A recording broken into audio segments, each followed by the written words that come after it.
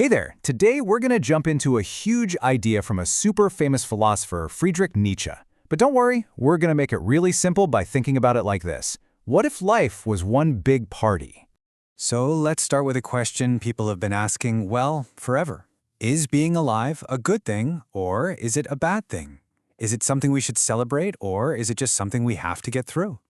You know, a long time ago, a really smart guy named Socrates had a kind of gloomy view. He pretty much saw life as a sickness. But the guy we're talking about today, Nietzsche, he thought the complete opposite. For him, life was absolutely a celebration we should enjoy. To prove his point, Nietzsche would bring up Socrates' very strange last words. See, Asclepius was the ancient god of healing. So by saying this, Socrates was basically saying, "Phew, thank goodness I'm finally being cured of life." Yeah, he really saw being alive as a sickness. Now, Nietzsche heard this and was like, no way! That is a terrible way to see the world. He was convinced that we needed a brand new, way more powerful and happy way to think about what it even means to be alive. Okay, you've probably heard this famous quote before, right? And I know it can sound a little scary, but Nietzsche didn't mean it like that at all.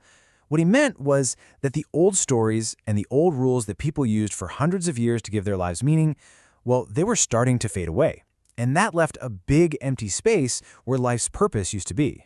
And this created a huge question for everybody. If the old rulebook is gone and the old reasons for celebrating just don't feel real anymore, then what do we do? How do we find new reasons to celebrate being alive? But for Nietzsche, this was an amazing opportunity. He asked, what sacred games shall we have to invent? To him, it meant that we, that's you and me, we get to be the inventors. We can create our own brand new ways to make life feel special, meaningful, and totally joyful. And so he came up with this big, exciting idea he called the new party of life. You can think of it like a project for all of us, a movement that's all about turning life into one giant, awesome celebration.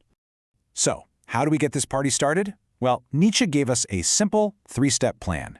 First up, we've got to reject any ideas that make life seem sad or small. Next, we get to be creative and invent our very own new reasons to celebrate. And finally, the big one. The goal is to build up so much positive life energy that it just overflows. And that's the crucial point. This isn't just about having fun for a little while. The real goal is to build up so much energy and creativity and power that life itself feels like it's overflowing with goodness.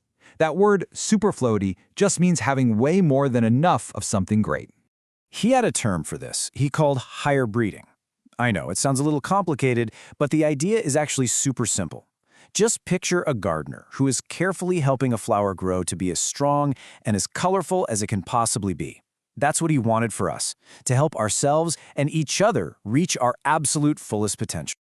And when we actually achieve this amazing, overflowing abundance of life, well, it unlocks a very special and powerful state of mind. It's an absolutely incredible feeling. He called this the Dionysian state. You know what this feels like. It's that feeling you get when your favorite song comes on and you're just dancing, and for a minute you feel connected to everything and everyone around you. It's that feeling of pure joy where you can just shout a giant yes to every single part of your life. Okay, but here's the tough question, isn't it? Life isn't always a party. Sometimes things get really hard. So can you still feel that giant yes when life isn't so easy? This is where Nietzsche's biggest idea comes into play. His ultimate goal was something he called a tragic age. Now, that doesn't mean a sad time. It means a time when people become so strong that they can face challenges and heartaches and still see life as something beautiful. It's all about learning to sing and dance in the rain.